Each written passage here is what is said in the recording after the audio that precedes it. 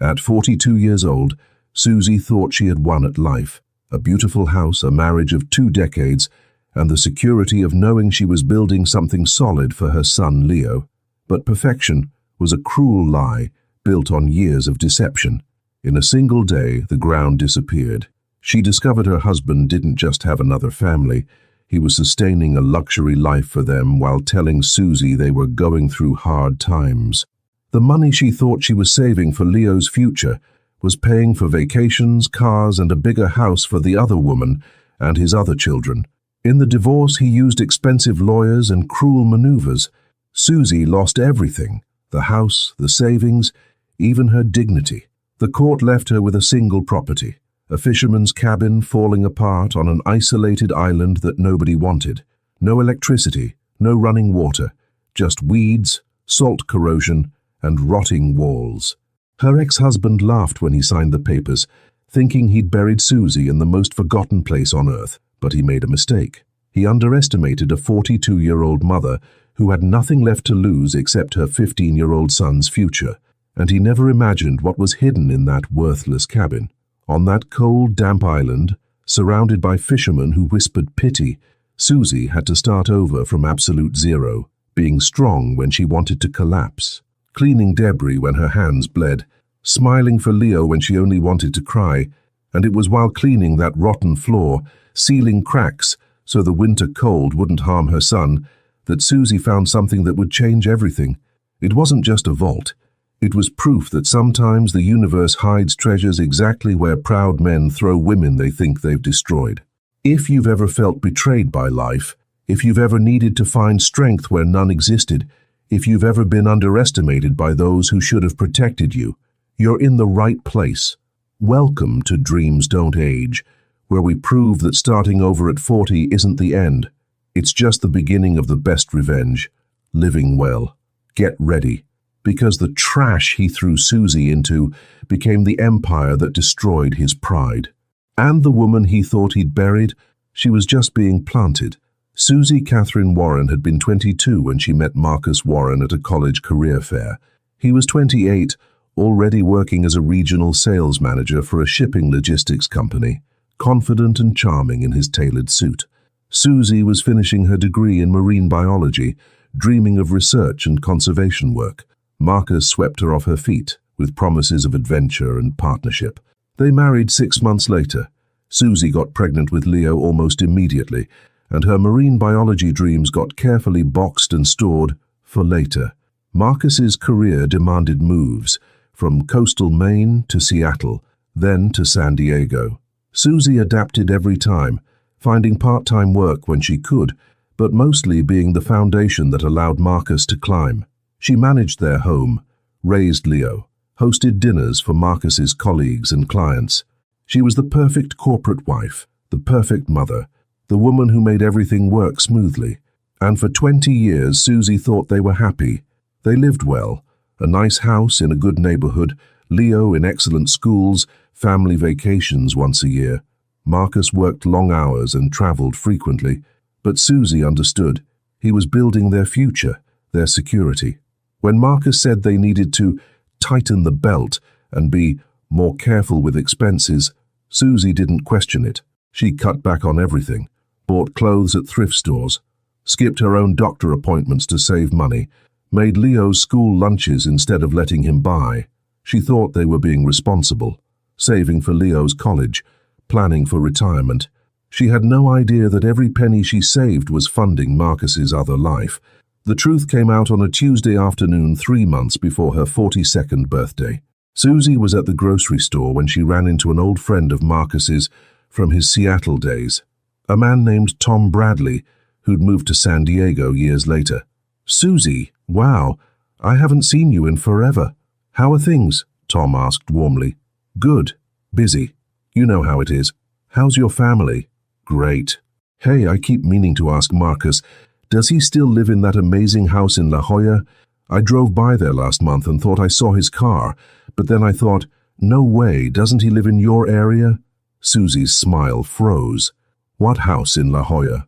Tom's expression changed to confusion, then dawning horror. Susie, I'm sorry, I thought..." I must be confused. Never mind. But it was too late. Susie pressed. Tom, uncomfortable and clearly wishing he'd never said anything, eventually admitted that he'd seen Marcus multiple times over the past year, coming and going from an expensive house in La Jolla, one of the wealthiest neighborhoods in San Diego. He was with a woman and some kids. I just assumed, Susie, I'm so sorry. I thought maybe you guys had separated or I should go. Susie stood in the middle of the grocery store, her cart half full of the cheapest brands she could find, and felt her entire world tilt. She drove to La Jolla in a daze, found the neighborhood Tom had vaguely described, and there, parked in the driveway of a stunning modern home worth at least $2 million, was Marcus's car. The car he'd told her was a company vehicle. She sat across the street for 2 hours, shaking, trying to understand. Then the front door opened, and Susie watched her husband step out with a woman around 35, beautiful and laughing. 3 children followed, 2 girls and a boy, ranging from about 8 to 12 years old. Marcus kissed the woman, ruffled the boy's hair, and called back something that made them all laugh. Then he got in his car and drove away. Susie followed him, not to their house, to another house, another nice property in a different neighborhood. He went inside. Susie waited. An hour later, a different woman came out with Marcus, this one younger, maybe 30. They kissed goodbye at the door. Susie drove home in complete shock. She couldn't process what she'd seen. When Marcus came home that evening at his usual time, cheerful and asking about dinner, Susie confronted him calmly. I saw you today, in La Jolla, with your other family. The color drained from Marcus's face. Then he tried to lie. Then, when Susie wouldn't accept the lies, he tried to explain. Then finally he got angry. You want to know the truth? Fine. Yes, I have another family. I've had them for 10 years. Elena and the kids, they're my real priority. You and Leo? You were the obligation I was stuck with. I've been trying to figure out how to transition out for years. The casual cruelty of his words, the way he said it like he was discussing a business decision, broke something in Susie. 10 years? She whispered. You've been lying to me for 10 years. I've been living my real life for 10 years, Marcus corrected coldly. This? He gestured around their modest home. This was always the backup, the safe option. But Elena, she's who I actually love. Those kids are the ones I actually care about. I'm sorry you had to find out this way, but honestly it's probably better. Now we can finally end this. Susie filed for divorce the next day. But Marcus, who'd clearly been preparing for this possibility, had already moved money, protected assets, hired expensive attorneys. The divorce was brutal. He claimed that his salary alone had paid for everything, that Susie's occasional part-time work and her full-time homemaking had no financial value. He claimed the La Jolla house belonged to his company as an executive property. He claimed the second house was just a girlfriend's place he occasionally visited. He claimed he lied, he manipulated, and because he had powerful lawyers, and because he'd spent years carefully hiding money and assets, he won. Susie's attorney, a public defender named Helen Martinez, who did her absolute best but was overmatched, managed to get Susie one thing in the settlement, a property that had been listed as an asset in Marcus's name, but that he claimed was worthless.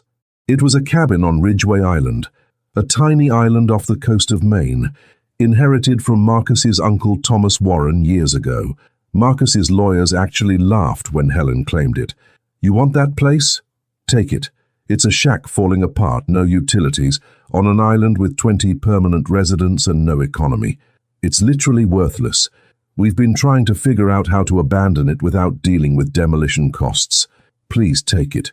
So Susie, who lost the house, the savings, her marriage, and her dignity, walked away from 20 years with 2 suitcases, her 15-year-old son, and legal ownership of a cabin on an island she'd never heard of. Leo took the divorce harder than Susie expected. He'd always been close to his father, or thought he was. Learning that Marcus had another family, that he'd essentially called Leo the obligation, destroyed something in the boy. He stopped talking to Marcus entirely. When Marcus tried to call, Leo blocked his number. When Marcus showed up at the house before Susie had to vacate, Leo refused to come out of his room. He had 10 years, to be honest, Leo told Susie. his young face hard with a pain no 15-year-old should carry. 10 years where he could have been a decent human being. He chose to lie every single day. I don't have a father anymore. Susie wanted to comfort him, to say something healing, but she had no healing words. She was broken too. When the eviction notice came, they had to be out of the house in 30 days so Marcus could sell it. Susie sat Leo down and told him the truth. We have nowhere to go. I lost everything in the divorce. Your father took it all, and the lawyers found ways to make it legal. The only property I got is a cabin on an island in Maine. I've never seen it. I don't know what condition it's in, but it's all we have. Leo, trying to be strong for his mother, said, "Then we go to Maine. We figure it out. At least it's ours, right? He can't take it away." "It's ours," Susie agreed, though the thought terrified her. 2 weeks later, they packed everything they could fit in their old Honda sedan, the one asset Marcus hadn't bothered to take because it was 12 years old and not worth the paperwork, and drove across the country from San Diego to coastal Maine. The drive took 5 days. They slept in cheap motels, ate fast food, and didn't talk much. Susie watched her son stare out the window and knew he was processing betrayal the same way she was, in silence, in shock, in the slow realization that their entire lives had been based on lies. In Maine, they found the ferry to Ridgway Island. The ferryman, a weathered man in his 60s named Captain Bob, looked at them with curiosity. "You folks visiting someone on Ridgway?" "We're moving there," Susie said, trying to sound confident. "I inherited a property." "Oh," Bob's eyebrows rose. "Which property?" 1247 Harborview Road. It belonged to Thomas Warren. Bob's expression shifted to something between pity and concern. "Tom Warren's old place? Mom, that cabin's been abandoned for near 20 years. Tom passed about 18 years back, and nobody's touched that place since. It's not... I mean, I don't want to discourage you, but that place isn't livable."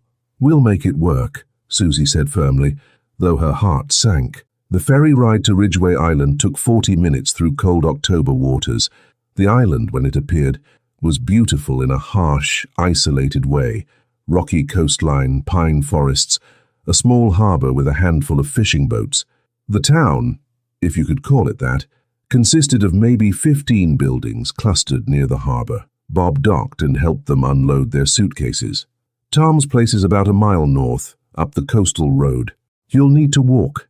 No cars on most of the island, just paths. Are you sure about this?"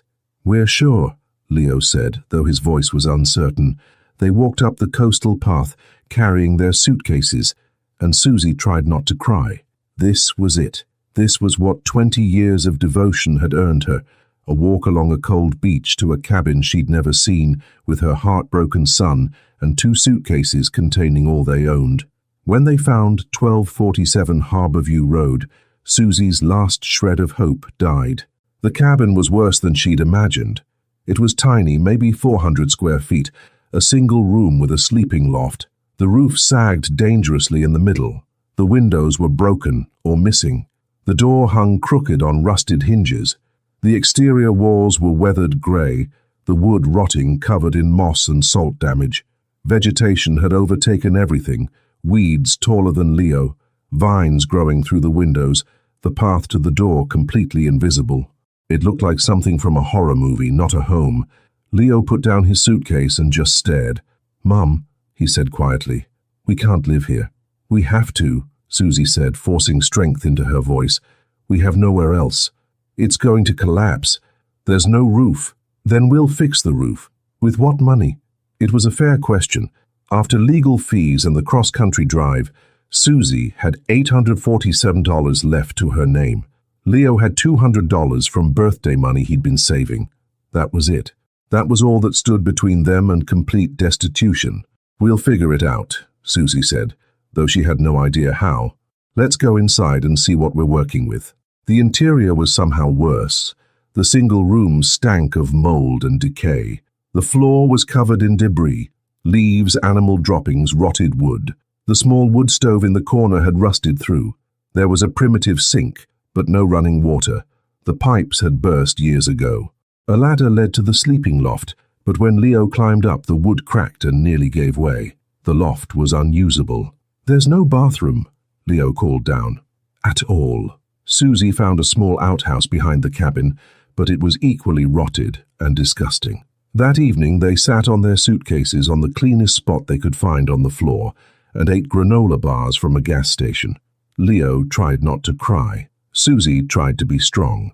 "Tomorrow," Susie said, "we start cleaning. We make this livable. We survived your father's betrayal. We'll survive this." But that night, lying on the hard floor wrapped in the blankets they'd brought, listening to wind whistle through broken windows and Leo's quiet crying from his spot across the room, Susie wondered if she was wrong. Maybe they wouldn't survive this. Maybe Marcus had finally succeeded in destroying her completely. The first week on Ridgway Island was the hardest of Susie's life, harder than the divorce, harder than discovering Marcus's betrayal, harder than anything she'd ever endured, because now she wasn't just suffering herself, she was watching her 15-year-old son suffer alongside her, and that was unbearable. They worked from dawn to dark, just to make the cabin barely survivable. The mornings were the worst. Susie would wake on the hard floor, her body aching from cold and the unforgiving surface, and for a moment she'd forget where she was. Then reality would crash back. The smell of mold, the sound of wind through broken windows, the sight of Leo curled in his sleeping bag across the room, his breath visible in the freezing air. She was 42 years old, and she was failing her child. Every morning started the same way. Susie would force herself up, light their small camping stove and boil water for instant oatmeal, the cheapest food she could find. They'd eat in silence, too cold and exhausted to talk. Then they'd spend the day trying to make the cabin less deadly. With their limited money, $847 that had to last until Susie could find work, every purchase was agonizing. At the island's tiny general store, run by a kind woman named Betty Chen, Susie calculated every dollar.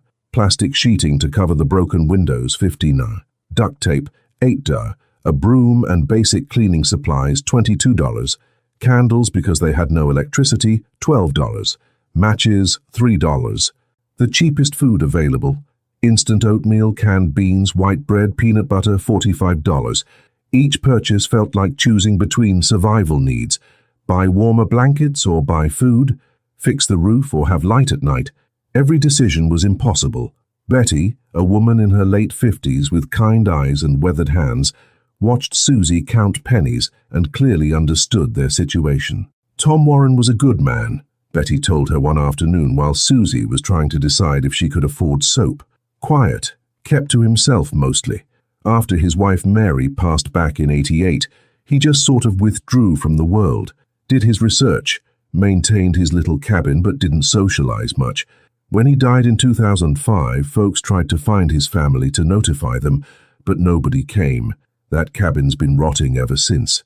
18 years of neglect does terrible damage in salt air.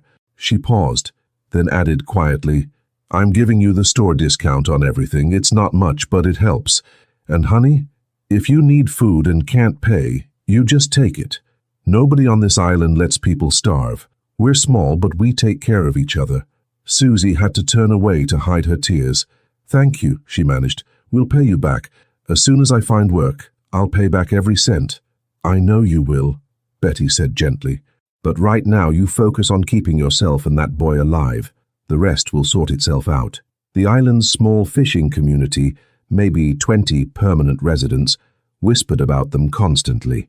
Susie heard the gossip every time she walked to the store, every time she passed islanders on the paths.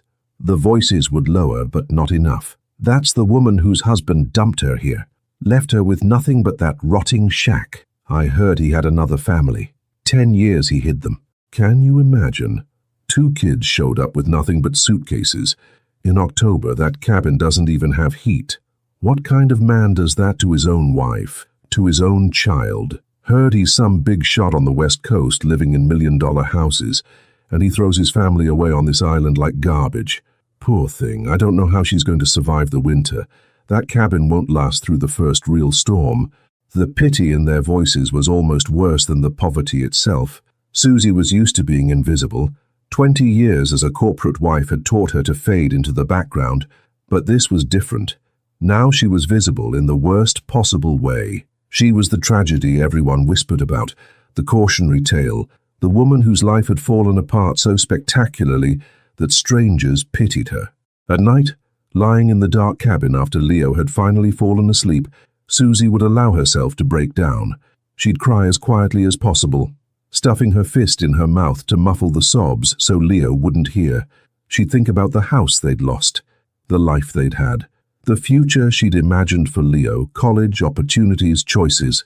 Now what did he have? A rotting cabin, and a mother who couldn't even keep him warm. The practical challenges were relentless. Water had to be hauled from a community pump half a mile away.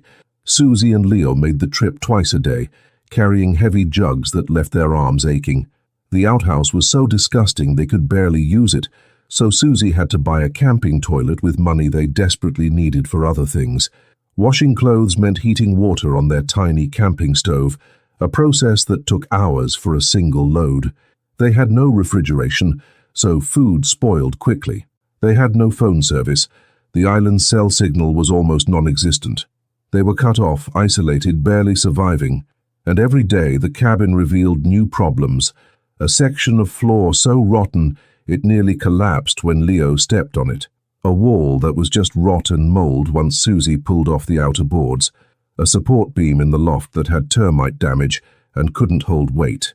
Each discovery felt like another punch, another reminder that this place really was worthless, that Marcus had known exactly what he was doing when he abandoned them here. Every day was a battle. The roof leaked constantly, so they positioned buckets to catch water and huddled in the one dry corner. They had no electricity, so when the sun went down at 5 p.m. in late October, they sat in darkness or burned their precious candles. They had no heat except a small camping stove Susie bought, which barely kept them from freezing. Leo tried to be strong, but Susie saw him struggling. He'd lost his school, his friends, his father, his home, and his future in one devastating blow. Now he was living in a rotting shack, helping his mother nail plastic over windows and sweep mouse droppings. One night, 2 weeks into their island life, Leo broke down completely. "I hate him," he sobbed, while Susie held him. "I hate what he did to us, to you. You gave him everything, Mom, everything, and he just threw us away like garbage." "I know, baby, I know. We're never going to be okay, are we? This is our life now. This rotting cabin on a freezing island. No electricity, no future, nothing." "That's not true," Susie said fiercely. "This is not our ending. This is just the hard part. We're going to survive this, and we're going to build something better. I promise you." But late at night, after Leo finally fell asleep, Susie cried quietly and wondered if she was lying. What future could she possibly give him? She had no money, no prospects, no way forward. She was 42, unemployed, and trapped on an island with no economy. The third week, Susie started taking any work she could find. She cleaned boats at the harbor for $10 an hour. She helped at the general store stocking shelves. She did laundry for the elderly residents who couldn't manage it themselves. She scraped together every dollar and used it to slowly, painfully improve the cabin. She bought real boards to replace the rotted floor sections. She found a used camping toilet at a yard sale on the mainland for $15. She bought weatherproofing for the roof. Progress was agonizingly slow, but it was progress. Leo helped every step. He learned to use tools he'd never touched before. He became strong from hauling wood and supplies. Mother and son worked together in exhausted silence, too tired to talk, too heartbroken to hope for anything beyond surviving another day. One afternoon in early November, after they'd been on the island for almost a month, the weather forecast warned of a major nor'easter approaching. Captain Bob, who ran the ferry, made an announcement to the island's residents. "Stock up on supplies, secure your properties, prepare for at least 3 days of being stormbound." Susie and Leo did what they could with their limited resources. They bought extra candles, canned food, and batteries for their one flashlight. They duct-taped the plastic over the windows as securely as possible. They moved everything they owned, which wasn't much, away from the walls in case of leaks. They filled every container they had with water from the community pump, and then they waited. The storm hit on a Tuesday evening. The wind arrived first, howling across the island with a sound like screaming. Then came the rain. not drops, but sheets of water driven horizontally by 50-mile-per-hour gusts. The cabin, already fragile, immediately began to fail. The plastic over the windows ripped loose within the first hour, flying away into the darkness. Rain poured in through the empty window frames. The roof, which Susie had tried to patch with cheap tar paper, leaked in a dozen places. Water streamed down the walls, pooled on the floor, dripped from the ceiling. The temperature dropped rapidly. Within 2 hours, the interior of the cabin felt barely warmer than outside, maybe 45 degrees, with the wind chill making it feel colder. Susie and Leo huddled in the corner that leaked least, wrapped in every blanket they owned, and tried to stay warm. But it was impossible. The wind found every crack and gap in the walls, turning the cabin into a wind tunnel. The cold was vicious, bone deep, the kind that makes your teeth chatter uncontrollably and your muscles clench. Leo was shivering violently, his lips taking on a bluish tint that terrified Susie. She recognized the early signs of hypothermia. They needed to generate heat somehow, or they were in serious danger. "We need to block the wind coming up through the floor," Susie told Leo, trying to keep her voice calm, despite her own shaking. "If we can stop the drafts, we'll be warmer. Help me stuff these cracks." They used everything they could find. Rags, old newspaper, pieces of their clothing they weren't wearing. Susie worked methodically, moving around the cabin's perimeter, stuffing material into every gap between floorboards. Her hands were numb, making it hard to grip anything. Her whole body ached from cold and exhaustion. But she kept going because the alternative, giving up, accepting that they might actually freeze to death in this cabin, was unthinkable. She was working in the northwest corner of the cabin, the darkest spot farthest from their candles, when she noticed something odd about the floorboards.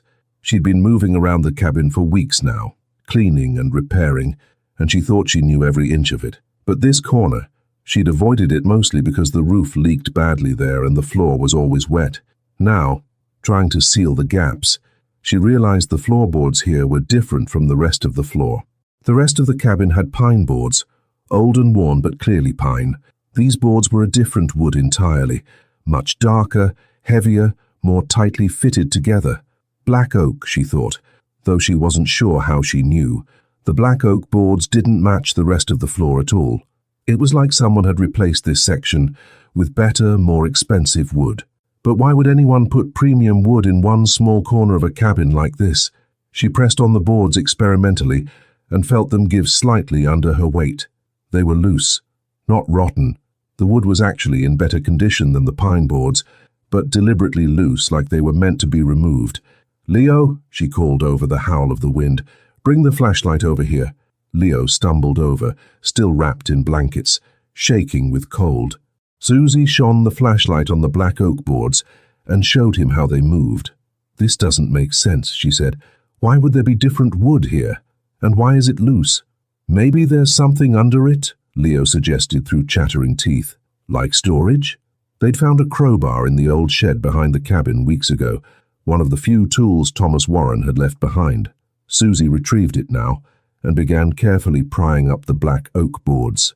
They came up easier than she expected, as if they'd been designed to be removable. Beneath the floorboards, instead of the crawl space Susie expected to see, dirt or maybe stone foundation, there was a wooden box built directly into the cabin's foundation.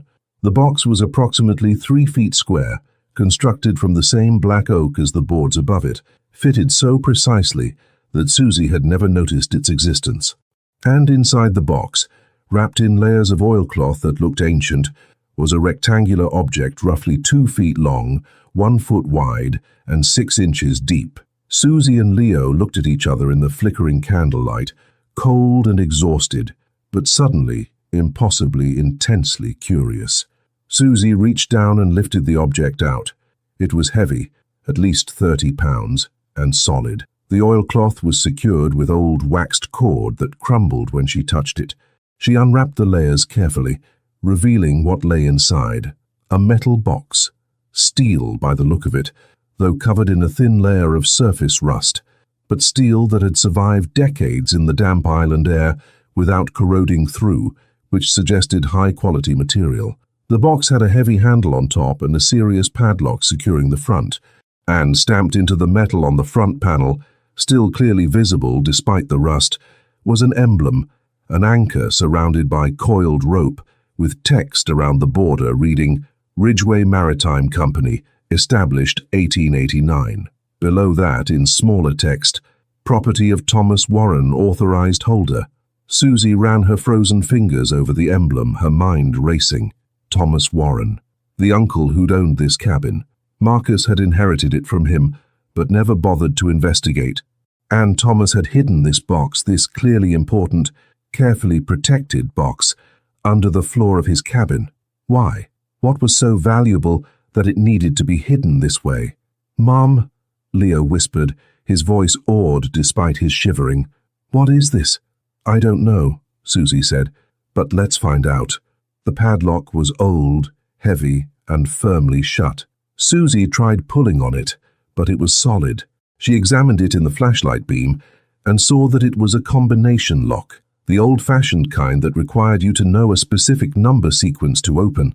She had no idea what the combination might be. "Can we break it?" Leo asked. Susie looked at the steel box, then at the crowbar in her hand. The lock was strong, but it was also decades old. The metal might be brittle. She positioned the crowbar against the lock's shackle and pulled with all her strength. Nothing happened. She tried again, putting her whole body weight into it. The lock held. Leo, seeing what she was trying to do, grabbed the crowbar too. Together, mother and son pulled with everything they had. For a long moment, nothing happened. Then, with a sharp crack, the old lock's shackle snapped. The padlock fell away and the box was open. Susie's hands were shaking, from cold, from exhaustion, from anticipation, as she lifted the lid. Inside the metal box, protected by multiple layers of oilcloth and sealed wax, were documents, stacks and stacks of papers, carefully organized in folders, protected from moisture and time with the kind of meticulous care that suggested they were incredibly important. Susie lifted the first bundle out carefully and unwrapped it. The papers inside were yellowed with age but perfectly preserved. She held them close to the candlelight and began to read. The first document was a certificate of shares ornately printed, dated April 15, 1889.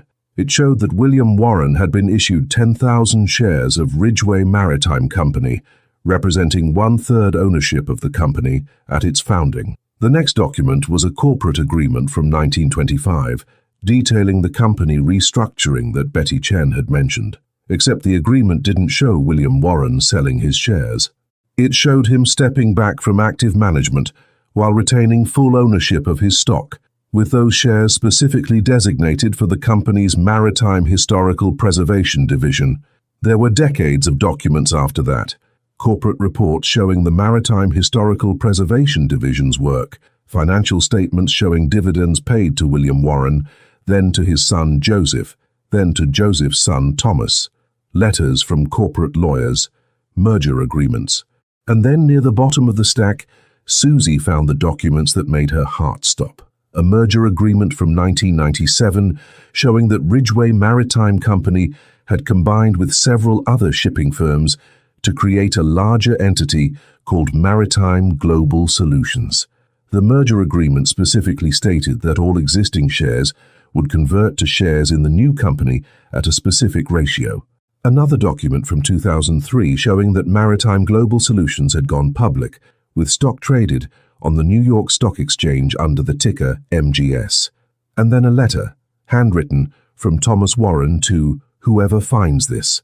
Susie read it aloud to Leo, her voice shaking.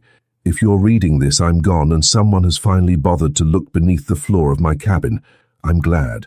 These documents represent my family's legacy, not wealth for wealth's sake, but wealth meant to preserve maritime history and protect this island's heritage. My grandfather William believed that the sea's history mattered. My father Joseph continued that work. I've spent my life cataloguing shipwrecks, preserving records, protecting knowledge. The shares that funded this work have grown over the decades, but I never cared about the money. I lived simply because the work mattered more than comfort. If Marcus has inherited this, my nephew, who I barely know, who never once visited me, who only contacted me when he wanted something, I doubt he'll investigate thoroughly enough to find these documents. He always thought I was a poor old fisherman, and he never bothered to learn otherwise. But perhaps the person reading this is different. Perhaps you understand that the greatest treasures aren't always visible. These shares are worth significant money. How much depends on when you're reading this and how the company has performed. But more important than their monetary value is their purpose. They're meant to preserve history, to protect this island, to ensure that maritime heritage doesn't get forgotten in the rush for profit. Use them wisely, use them well, and know that if you found them in a moment of need, that's exactly what they were meant for. Thomas Warren, Ridgway Island, October 2004. Susie sat back on the cold, wet floor and laughed. It started as a giggle, then grew into full body-shaking laughter that she couldn't stop. Leo looked at her with concern, probably worried his mother had finally cracked from stress, but Susie couldn't stop laughing because the situation was so absurd it was actually funny. Marcus had thrown her away with this cabin, thinking he was dumping worthless trash on her. He'd laughed when his lawyers agreed to let her have it. He'd thought he was being so clever, so cruel, giving her something that would slowly kill her while he lived in luxury. But he'd actually given her Thomas Warren's hidden legacy. He'd handed her the keys to a fortune and didn't even know it. The documents in Thomas Warren's hidden box told a story that no one had known. Thomas Warren, the poor fisherman who died alone and forgotten, had actually been anything but poor. He'd been a maritime historian, a salvage expert, and most importantly, the last surviving member of the original Ridgway Maritime Company founding family. The Ridgway Maritime Company, Susie learned from the documents, had been founded in 1889 by three families: the Ridgways, the Harpers, and the Warrens. They'd built ships, managed shipping routes, and eventually pivoted to maritime salvage and historical preservation. By 1920, the company was worth millions.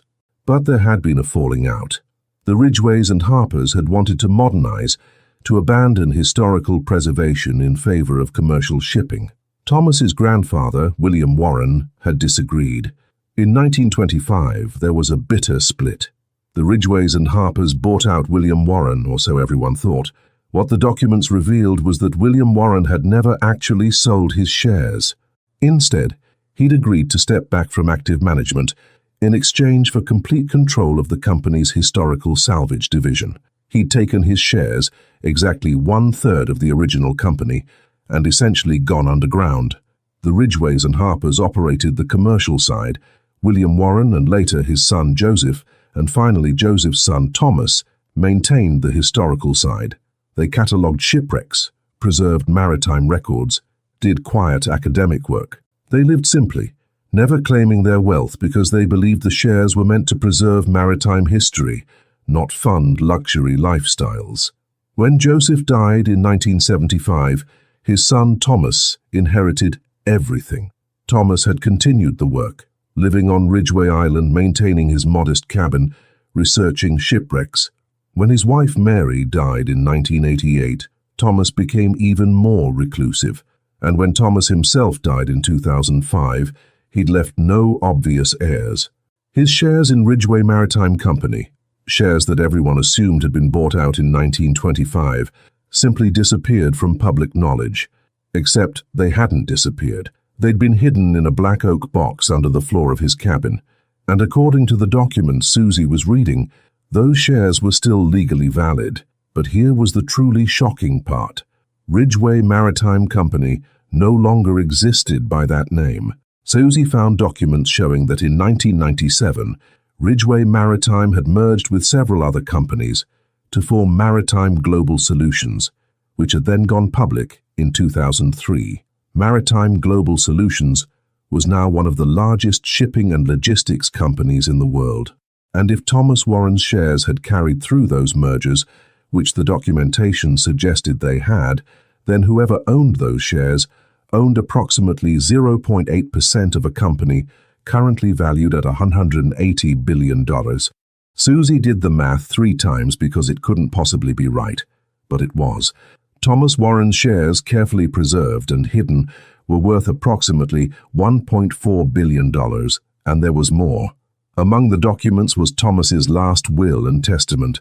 handwritten and properly witnessed by 2 island residents in 2004, a year before he died. The will was simple. I leave everything I own, including all property, documents and company shares, to my nephew Marcus Warren. If Marcus Warren is deceased or chooses not to claim this inheritance, it passes to Marcus's eldest child or children. If no direct heirs can be found or choose not to claim it, all shares revert to the Ridgway Island Historical Trust. Marcus had inherited this in 2005 and never bothered to investigate. He'd seen Cabin on Island and assumed it was worthless. He'd listed it as an asset in the divorce purely for completeness, never imagining there was anything valuable about it. And now, because Marcus had specifically given Susie this property in the divorce settlement, because the documents transferring ownership were signed and legal, because Susie was now the legal owner of Thomas Warren's cabin and everything in it, Susie owned $1.4 billion in shares of Maritime Global Solutions. She sat on the floor of the freezing cabin while the storm raged outside and laughed until she cried. Leo, reading over her shoulder, just kept saying, "This can't be real. Mom, this can't be real." But it was real. Every document was carefully notarized, preserved, legally sound. Thomas Warren had been meticulous in his documentation. Susie spent the entire night reading and rereading, making sure she understood. By morning, when the storm finally broke and weak sunlight came through the broken windows, Susie knew exactly what she had to do. "We need a lawyer," she told Leo. "A really, really good one. And we need to verify these shares are still valid." And then she looked at her son, this brave boy who'd lost everything and kept going anyway. "And then we're going to be okay. More than okay.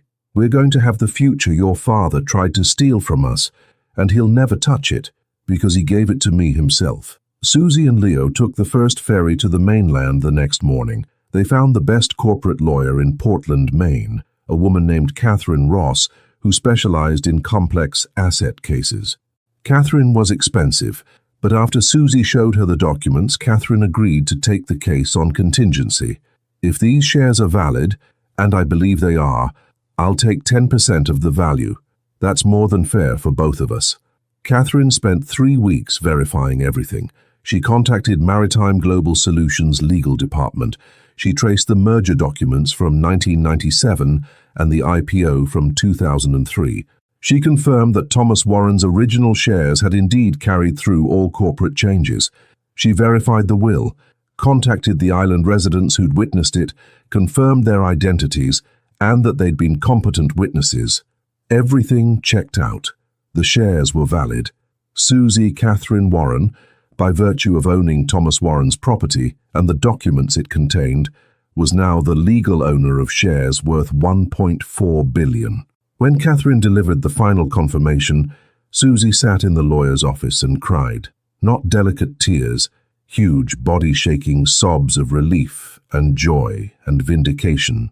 "He tried to destroy me," she told Catherine. "He took everything and thought he'd left me with nothing. But he handed me this. He literally signed it over to me because he thought it was worthless." Catherine smiled. Men who underestimate women often learn expensive lessons. "What do you want to do now?" What Susie wanted was justice. Not revenge exactly, just justice. She had Catherine set up a trust to manage the shares. She kept a portion for herself and Leo, more money than they could spend in 10 lifetimes. But the majority of the shares went into the Ridgway Island Maritime Heritage Foundation, exactly as Thomas Warren would have wanted. The foundation would preserve maritime history, support research, and ensure the island remained protected. Susie herself would live simply, comfortable but not extravagantly. She'd learned that wealth wasn't about luxury. It was about security, freedom, and the power to choose your own path. She and Leo stayed on Ridgway Island, but now, instead of struggling to survive in a rotting cabin, Susie hired contractors to restore Thomas Warren's cabin to its original glory. Not a mansion, just a proper, beautiful cabin with electricity, plumbing, heat, and solid walls. The cabin became the headquarters of the foundation. Susie hired Betty Chen from the general store as the foundation's administrator. She hired Captain Bob to run educational boat tours of historical shipwreck sites. She hired local builders and researchers and historians. She brought jobs and purpose to an island that had been slowly dying. Leo, who'd been missing school for 2 months, enrolled in the best private school in Maine. But he came home to the island every weekend, helping his mother build the foundation, learning about maritime history from the researchers they hired, finding peace in the work. As for Marcus, he found out about Susie's fortune approximately 6 months after she'd verified the shares. Catherine Ross made sure the news reached him through legal channels, a notification that the property he'd given Susie and the divorce included assets he'd failed to properly assess. Marcus tried to fight it.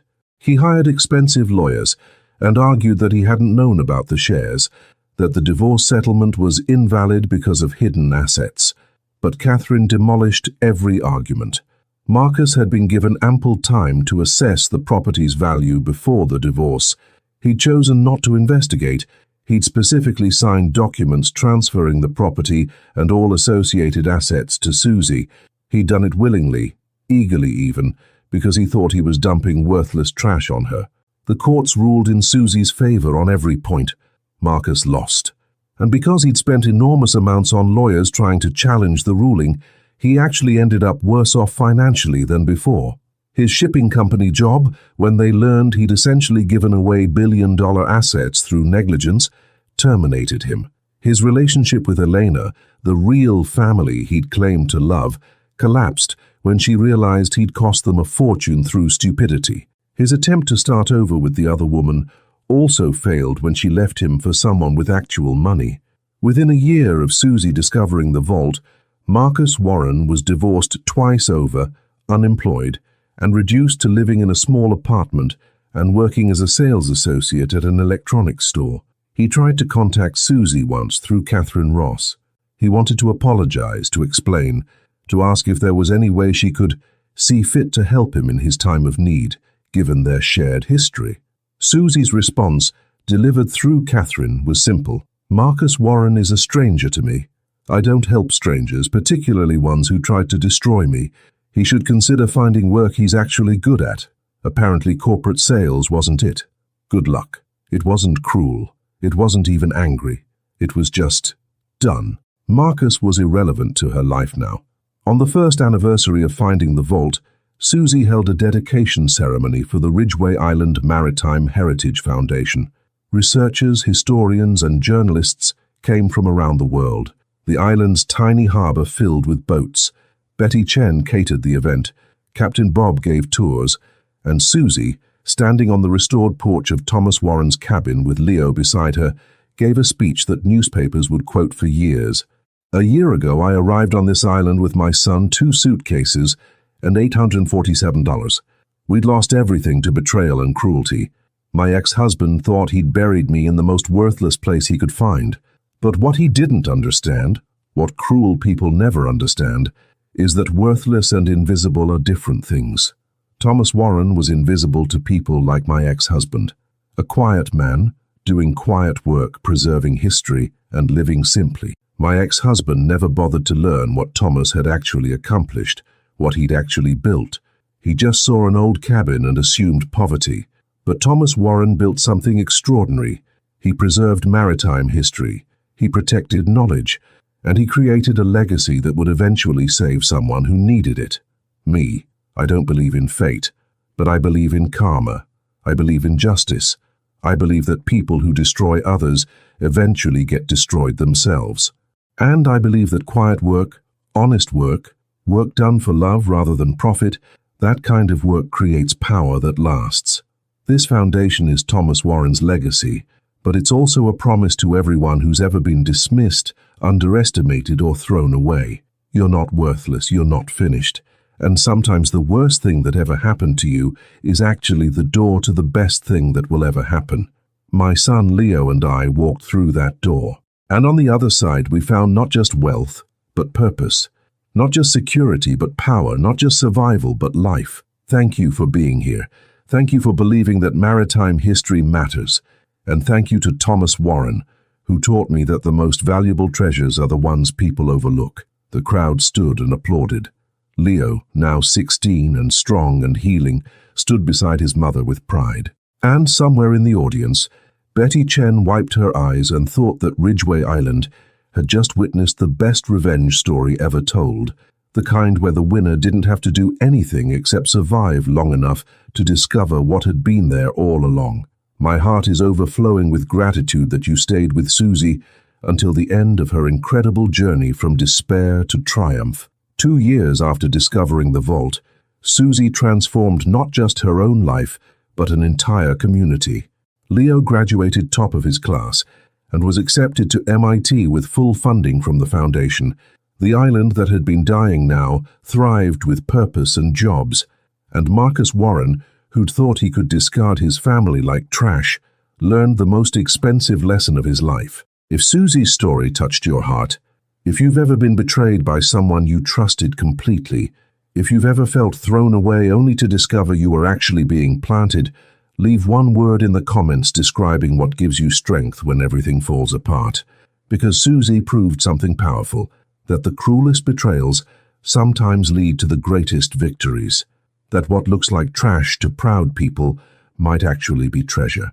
That mothers protecting their children have a strength that no amount of money or cruelty can break. Share this story with someone who needs to remember they're stronger than they know. Because together, we prove that dreams don't age, strength doesn't expire. And sometimes the best revenge isn't revenge at all.